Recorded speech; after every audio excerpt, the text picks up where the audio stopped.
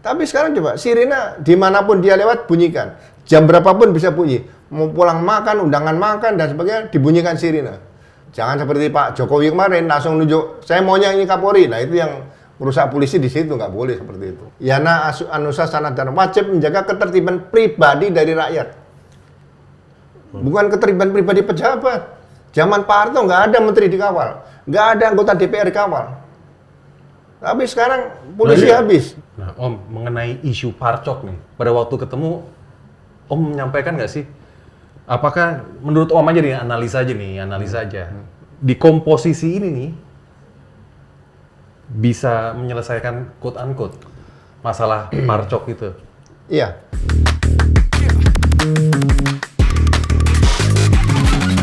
Om, thank you ya. Iya, Udah datang makasih. ke studio yang sederhana, studio kita. Oh, iya. Hari libur jadi. Oma, kalau gue panggilnya Om aja. Ya. Om, ya. Ya. Oh, Baru-baru ini nih kan Om kan ketemu sama Ketua Komite Reformasi Polri ya? Iya. Nah. Komite Percepatan Reformasi. Oh, Iya. ini udah percepatan nih Put. Iya, Nah, terus. yang saya mau tanyain Om, setelah ketemu begitu, ekspektasi Om itu jadi seperti apa ya? Mengenai ini, reformasi Polri. Iya, jadi saya yang merasakan ya. Pertama, waktu 3 bulan. 3 bulan cepet nih. Senin sampai dengan Jumat aja sekarang cepet, apalagi 3 bulan. Jadi mungkin perlu waktu jangan 3 bulan lah, 6 bulan paling tidak. Kalau perlu 1 tahun. Ini organisasi besar yang mau diaudit lah seperti audit kesehatannya lah. Health Audit Organization itu ya, seperti itu. Jadi itu yang pertama. Nah, yang kedua, setelah terbentuk ini memang Pak Jimli cerita, Prof Jimli cerita bahwa akan ada penambahan beberapa staf lah di situ, dipimpin Pak Laude Syarif, kalau salah mantan KPK di situ, Komisioner KPK, dan mekanisme seperti apa kita belum lihat. Nah mudah-mudahan menurut informasi beliau yang masuk sudah cukup banyak tuh tulisan-tulisan. Nah, apakah semua tulisannya akan dibaca nanti seperti itu? Jadi saya lebih banyak berharap melalui dialog seperti podcast seperti ini itu akan lebih efektif. Mencerahkan malah. Langsung masyarakat juga mencatat. Nah, nanti dilihat nih Komisi Percepatan ini sesuai dengan harapan masyarakat nggak di situ. Itu mungkin lebih efektif seperti itu menurut saya. Yang Om langsung kasih masukan ke Prof Jimli itu apa? Pada waktu saat ketemu langsung gitu loh.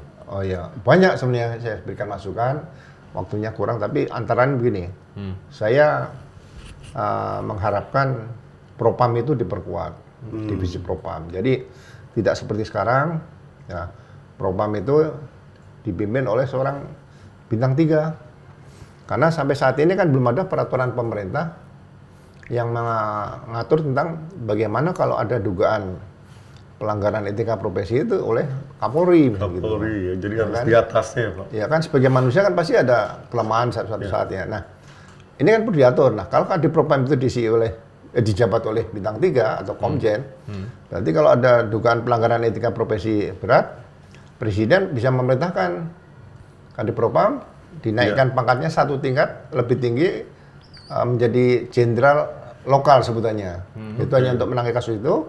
Kemudian memeriksa Kapolri. Nggak ada masalah, sama-sama bintang 4 kan?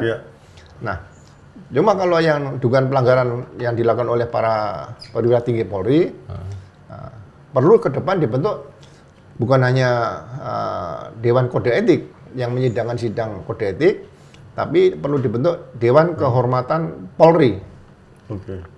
Nah, Dewan Kehormatan Polri ini mungkin yang tertinggi di situ, karena dia nanti harus bisa memutuskan apakah seseorang itu masih layak atau tidak layak untuk menjadi anggota Polri. Ya, di situ. Ini Dewan Kehormatan. Nah, Dewan Kehormatan ini bisa diisi oleh misalnya dari Kompolnas mungkin ada 2, dari Polri-nya ada 2, kemudian dari tokoh-tokoh masyarakat juga ada 2 misalnya gitu. Kemudian dari akademisi juga ada dari psikolog mungkin ada. Ya, jumlahnya 11 lah kira-kira di situ, sehingga mereka bisa memutuskan kalau tidak bisa bulat suaranya, ya bisa paling nggak voting lah di situ. Nah ini mungkin nanti akan lebih banyak dipercaya oleh masyarakat bahwa Polri itu benar-benar milik masyarakat. Tapi kalau hanya sidang kode etik yang terjadi selama ini, saya melihat bahwa di situ ada semacam ketidakpastian. Kenapa? Karena begitu putusan di sidang kode etik PTDH bisa mengajukan banding. Oh, yang udah begitu ya, seperti itu Iya, ya? banding nanti dirubah menjadi demosi 8 tahun, 9 tahun, dan sebagainya. Padahal selama saya dinas di kepolisian, demosi itu hanya mungkin 2 tahun tidak menjabat di jabatan yang cocok dengan pangkatnya, atau promosi, atau tidak boleh mengikuti pendidikan, dan sebagainya. Nah, ini perlu ditinjau bahwa sidang kode etik yang ada selama ini, putusan tertingginya adalah yang bersangkutan bisa dinyatakan sebagai tidak layak. Nah, kalau di sidang kode etik dinyatakan tidak layak, baru diangkat ke Dewan Kehormatan di situ. Nah, Dewan Kehormatan ini tidak tetap, tapi temporari seperti itu nanti. Oh, Dewan Kehormatan tidak tetap ya Pak? Sesuai kasus Ya. ya berarti case? Ya, per case-nya kalau ada usulan tidak layak, disidangkan oleh Dewan Kehormatan ini. Jadi ini sistem yang direformasi ya Pak ya? Ya, sistem yang direformasi, dan kelihatannya Pak Jimny juga setuju lah dengan pendapat itu, dan saya diminta masukan tulisan nanti, ya mudah-mudahan bisa saya berikan pada beliau nanti. Nah, Om, mengenai isu parcok nih, pada waktu ketemu, Om menyampaikan nggak sih? Apakah menurut Om aja nih, analisa aja, di komposisi ini nih, bisa menyelesaikan quote-unquote masalah parcok itu? Iya, jadi kenapa saya katakan diperkuat di fungsi propam ya? Ya. Jadi kalau misalnya propam ini diperkuat, kaitan dengan politik ini kan, istilah partai coklat ini kan menyakiti hati kita yang udah pensiun juga, sakit, iya. gitu loh. Tapi kenapa kok sepertinya tidak ada action untuk menindak ini? Kalau misalnya ada perintah, entah perintah Kapolri atau di bawah Kapolri yang nyatakan salah, atau perintah Kapolda, nah, propam ini kan yang pertama kalau diperkuat, saya coba membuat suatu mimpi gitu lah ya, mimpi. Anggota propam ini, propam Polri ya, yang di daerah nanti menyesuaikan saja. Yeah. Itu anggotanya paling rendah, itu Ajudan Komisaris Besar Polisi AKBP, yang ya. pernah bertugas sebagai Kapolres. Dan anggota propam yang berpangkat AKBP ini nanti akan bertugas di propam sampai mencapai pangkat bintang 2. Oh. Jabatan fungsional diperbanyak di situ. Nah, setelah dia bintang 2 baru bisa masuk menjadi Kapolda gitu. Ya. Nah, kalau ini bisa ditekankan sehingga orang yang bertugas di propam jangan sampai baru 1 tahun 2 tahun masuk lagi ke wilayah, jangan. Ya. Nah, ini kalau bisa ditegakkan seperti itu, sama dengan di Amerika. Propam di sana tugasnya jelas, misalnya ada tembak-menembak antara polisi dengan penjahat misalnya, itu propam turun. Langsung ditangani saat itu, olah tempat kejadian perkara, olah TKP. Olah TKP. Ya. Nah, diputuskan ini sesuai dengan prosedur atau tidak sesuai dengan prosedur gitu. Masyarakat diberikan laporan, udah selesai. Tapi kalau propam baru sebentar, nanti kan ada rasa enak nggak enak dengan yang di lapangan. Makanya Betul. propam tadi saya katakan, dia 16 tahun seorang lulusan akademi kepolisian, 16 tahun dia berpangkat AKBP. Ya kan? Kemudian sampai 18 tahun lah. Ya. Nah, setelah dia bertugas di Kapolres tadi, dia masuk ke propam. Sampai kira-kira 6 tahun sebelum pensiun. Bintang 2 di situ. Baru Jadi- boleh di propam ya Pak? Iya, jadi kurang lebih bisa 10 tahun lah di propam. Nah, kalau di propam kan fasilitas tunjangan gaji sama, tunjangan kinerja sama, tunjangan jabatan sama. Ya. Tapi biaya-biaya untuk penegakan ini kan harus dibiayai semua negara nih. Ya betul Pak. Yang berikutnya, propam ini kenapa diperkuat? Karena nanti fungsi-fungsi pengawasan penyidikan wasidik itu nanti masuk ke propam. Tidak ada di Barreskrim misalnya, nggak ada. Jadi jangan sampai reserse memeriksa reserse, tapi propam di sini. Kemudian pengawasan penyalahgunaan senjata api seperti kasus Sambo itu propam betul. Nah, masalah pencatatan personil yang bersalah atau tidak bersalah tadi, propam juga punya datanya di situ. Jadi propam ini harus benar-benar diperkuat. Nah, sehingga kalau ada kasus-kasus berkaitan dengan partai politik, propam bertindak. Misalnya itu ada perintah, ya itu saya katakan kalau perintah itu dari pimpinan, Ya. Ya kan? Pimpinan seperti zaman tahun 95, saya masih ingat lah. Kapolri itu Pak Dibyo Widodo. Itu perintahnya ada 1 lembar telegram aja, seluruh polisi Indonesia melakukan perintah Kapolri. Oh gitu ya. Sekarang beda Pak. Iya, jadi Culture-nya gimana? Kapolri itu nggak usah banyak-banyak bicara. 1 lembar kertas saja, surat telegram. Jadi banyak, ya mohon maaf, banyak kelakuan oknum polisi mencari uang dari kasus ya. Sampaikan, kasus penipuan dan penggelapan tidak boleh dilakukan upaya penahanan. Gitu. Itu perintah Kapolri. Semuanya ngikut ya. Seluruh Indonesia ngikut. Nah, Om, ada, saya lihat malah Kapolri yang sekarang itu kan ngomong bro, Gimana? statement bahwa kalau ikan busuk itu dimulai dari kepalanya. Nah itu Pak Kapolri lagi ngomong ke siapa Om? Berarti. Ya, kalau seorang Kapolri bicara gitu kan berarti bicara dengan dirinya sendiri dan bicara kepada anggota.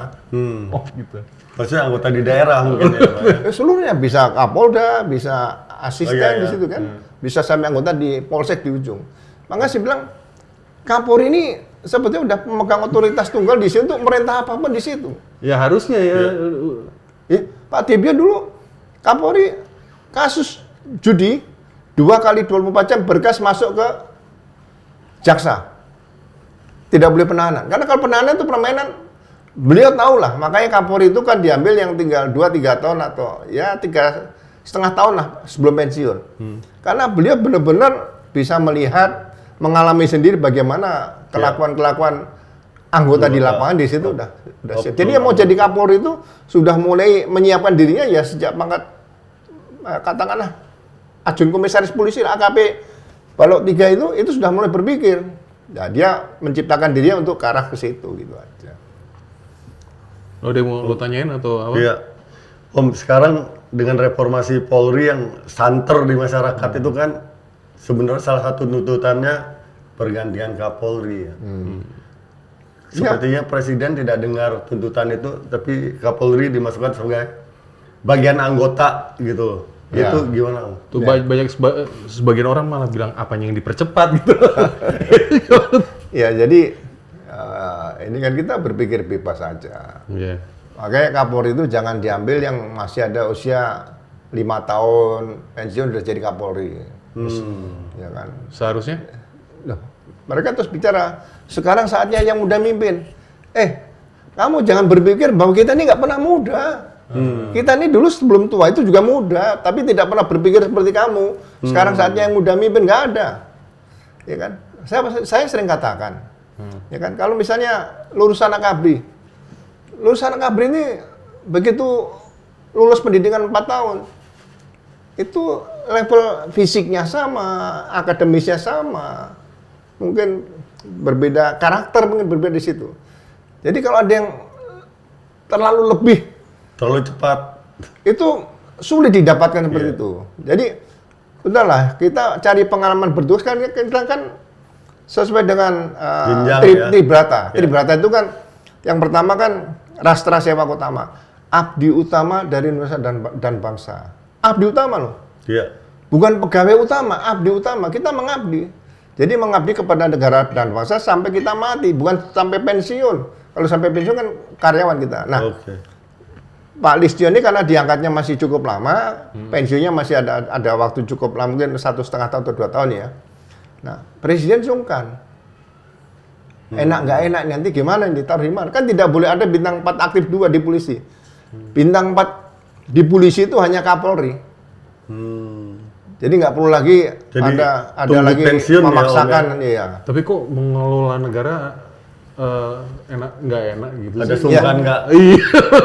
Ya seperti kejadian Mendagri kan, akhirnya dipercepat pensiun dini, ya kan, kemudian menjadi menteri.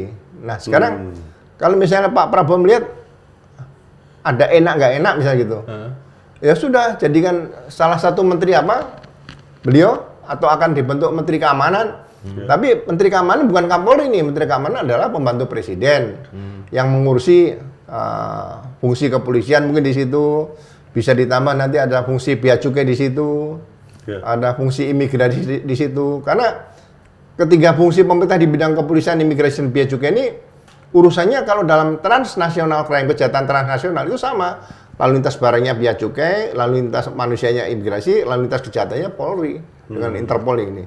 Nah ini Menteri Keamanan bicara tentang strategi pembangunan, anggaran dan sebagainya gitu. Misalnya peraturan-peraturan tentang kepolisian, peraturan tentang bea cukai, tentang imigrasi di situ. Nah ini kan sama dengan di Cina, ada Minister of Public Administration, tapi Polri-nya tetap ada besar gitu loh. Oh ini pasti nih salah satu usulan buat kepresidenan. Ya kalau saya seperti itu, daripada Polri ini masuk ke beberapa kementerian seperti sekarang ini kan, nah kan sayang kalau dia masuk menteri bidang menteri keamanan dalam negeri atau menteri keamanan publik, nah bisa masuk di situ jadi dirjen dan sebagainya. Jadi secara tatanan Polri udah tepat seperti sekarang atau masih bisa kita perbaiki misal di bawah Departemen Dalam Negeri? Nah, kalau di bawah departemen, saya tidak menjamin. Karena sejak tahun 45 itu kita sudah pernah menjadi Menteri Muda Kepolisian, Menteri Kepolisian juga pernah. Kemudian masuk dalam Kementerian Dalam Negeri, ya kan? Kemudian sudah pernah ya? Pernah di bawah Perdana Menteri langsung. Sejarah ini sudah ada. Masuk dalam Mabes Sabri, Menhan Panglima Angkatan Bersenjata Republik Indonesia juga pernah. Kemudian sejak 99 atau tahun 2000 kita berpisah. Tapi permasalahan sama kepada budaya. Misalnya polisi di bawah Kementerian Dalam Negeri, nanti Mendagrinya titip, itu ponakan saya belum masuk Sespim, belum jadi Kapolda. Yang terjadi seperti itu. Sama aja. Nah, jadi yang bagus kalau mau dibentuk kementerian baru di situ. Jadi kalau misalnya presiden baru nih, ya, misalnya dulu pernah ada presiden yang pengen Kapolrinya si A misalnya gitu. Tapi kan presiden tidak bisa langsung, si A jadi Kapolri kan nggak bisa.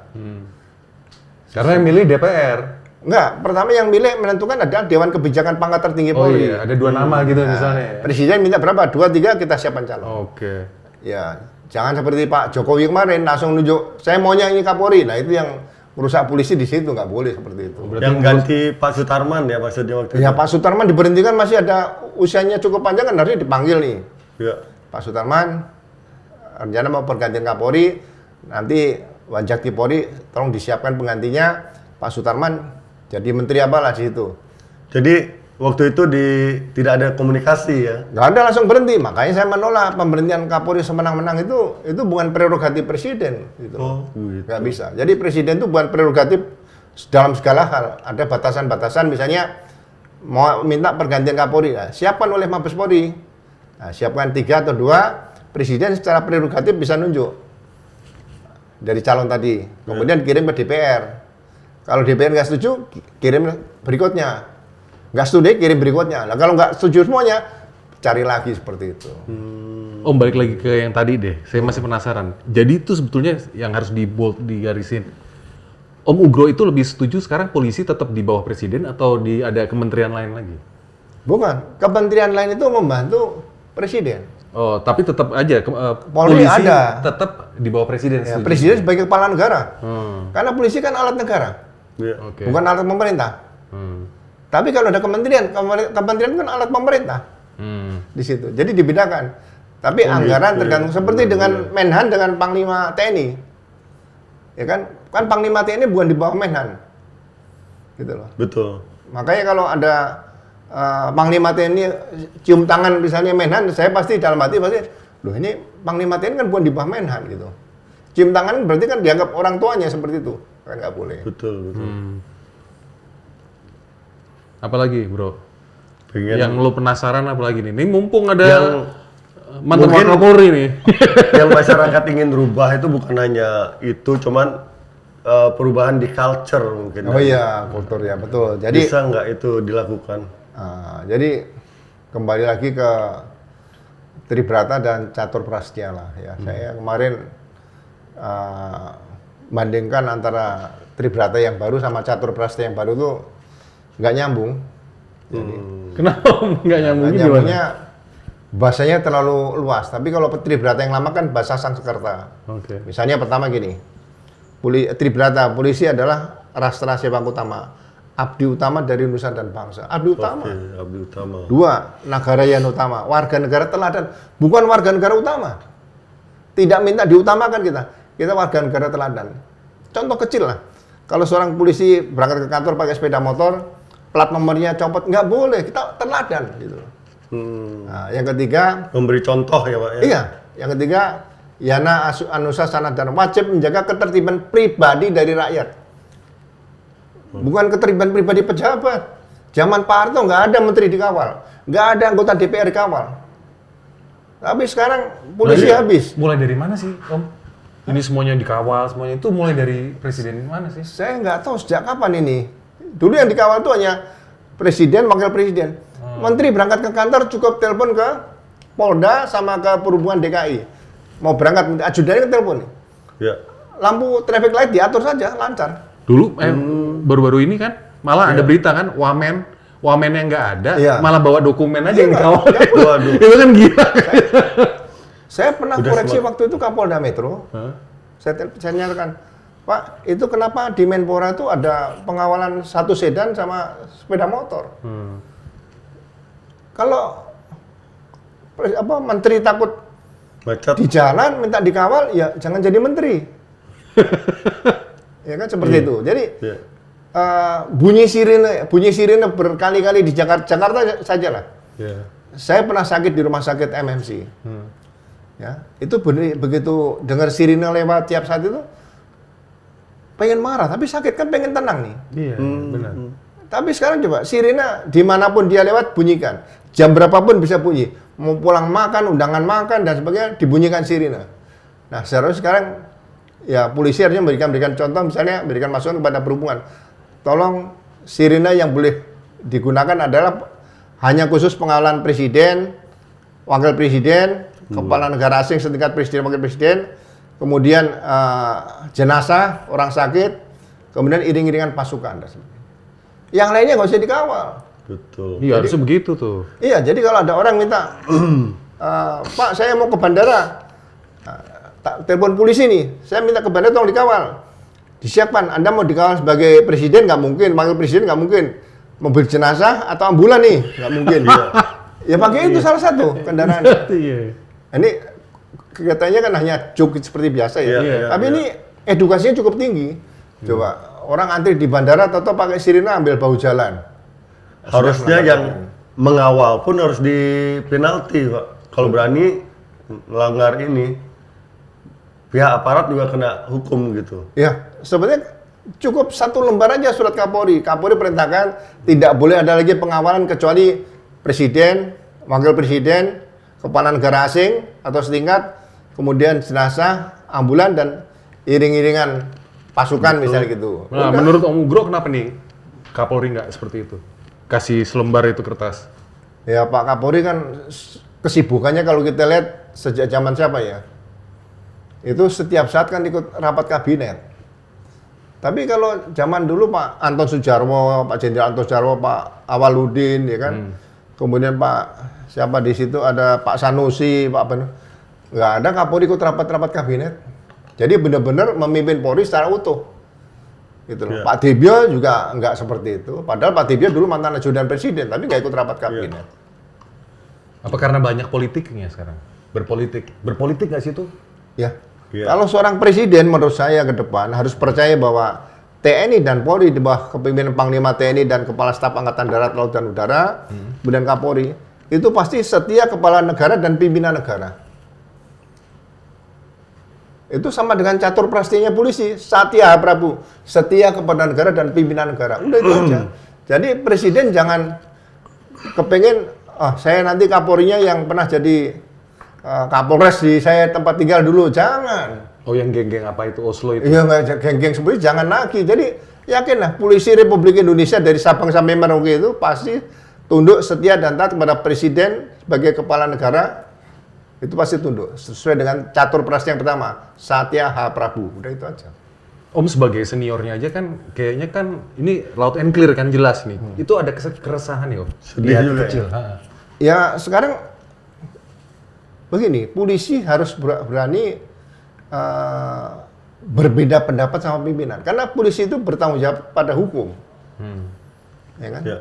Jadi kalau misalnya ada perintah salah, sampaikan, Pak, mohon izin Pak, tidak bisa dilaksanakan. Jangan takut. Itu sudah diajarkan waktu kita pendidikan pertama jadi polisi.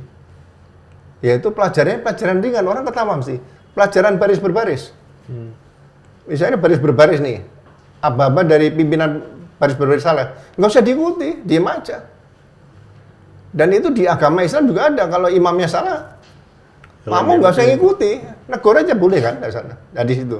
Sehingga sekarang ini karena masih ketakutan kehilangan jabatan, kehilangan pangkat, nggak naik pangkat, nggak pendidikan, ketakutan. itu.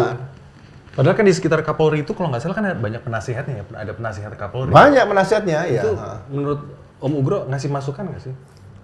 Ya, Emang mungkin penasihatnya takut nggak dijadikan penasihat itu, takut berseberangan kan. Saya terus terang saja, selalu bicara dengan nurani saya. Saya menganggap bahwa nurani saya itu adalah Allah, itu aja. Jadi kalau perintah pimpinan saya sampaikan, mohon izin Pak, ini perintahnya bertentangan dengan undang-undang, kami tidak bisa laksanakan. Nah, saya pasti ditegur, ini keputusan politis kamu laksanakan. Mohon izin Pak, kami melaksanakan keputusan hukum, bukan keputusan politis. Saya copot kamu. Terima kasih Pak, copot gitu. Saya kalau nggak dicopot, saya stroke malah sakit. Karena saya membohongi diri saya sendiri. Oh iya. Membohongi diri saya sendiri dan membohongi masyarakat. Pernah mengalami itu, Pak? Saya ngalami itu waktu saya Kapolda. Oke. Makanya waktu saya ditunjuk jadi Wakapolri, saya juga bingung. Di mana prestasi saya? Kenapa saya bisa jadi Wakapolri? Padahal saya beberapa kali beda pendapat dengan pimpinan saya gitu loh. Nah, ternyata ya itu selalu dikatakan Tuhan tidak tidur. Itu. Dan saya berbuat apa nih? Saya cari-cari nih. Oh, ada titik di mana saya mungkin dianggap saya masih bisa dilindungi sama Allah gitu aja. Lurus gitu, Pak? Ya, Bukan tegak lurus ke pimpinan, tapi undang-undang ya. kalau kita mengambil keputusan mengambil satu keputusan di antara dua ini, biasanya kita bicara sama nurani, Pak. Betul. Dengan segala risiko apapun. Saya selalu katakan sama anggota, ini berdasarkan pengalaman saya. Kalau kamu mau korupsi, kamu sudah bicara sama nuranimu mengatakan korupsilah. Karena suatu saat pasti kamu akan berhadapan dengan hukum dan jangan menyesal, karena itu putusan nuranimu sendiri. Orang yang korupsi kan putusan dirinya sendiri, Pak. Jadi nggak ada yang menyesal, coba lihat. Yang korupsi pasti tidak menyesal. Tapi yang tidak pernah korupsi, dikriminalisasi korupsi, pasti menyesal. Ya contoh kasus ASDP yang terakhir itulah. Iya, Pak. Kasus Tom Lembong, ya. Kasus Pak Hasto. Ya kan? Mungkin ada lagi satu kasus Bukeren itu, juga Pertamina. Oh itu indikasinya kriminalisasi. Kriminalisasi. Makanya saya katakan, untung kita punya presiden model Pak Prabowo ini. Beliau punya peluru kendali sijil, namanya yang Iran ditembakkan ke Israel itu. Namanya apa? Rehabilitasi, abolisi, amnesti. Ya. Kalau gerasi kan orang minta pengampunan nih. Ini 3 peluru kendalinya presiden ini. Kalau ada kriminalisasi yang dilakukan oleh oknum penegak hukum, baik penyidik Polri, penyidik KPK atau penyidik Kejaksaan Agung, rudalnya presiden udah siap nembak ke situ aja udah. Untuk menyelesaikan atau meluruskan lagi ya, Pak? Loh iya, bila seorang Jenderal TNI, tapi tahu masalah hukum kan luar biasa bagi saya loh ya. Kalau kasus Bu Karen gimana Pak sekarang? Ya sama, saya juga pelajari. Saya pelajari, wah ini orang dirut Pertamina sebagai BUMN waktu itu.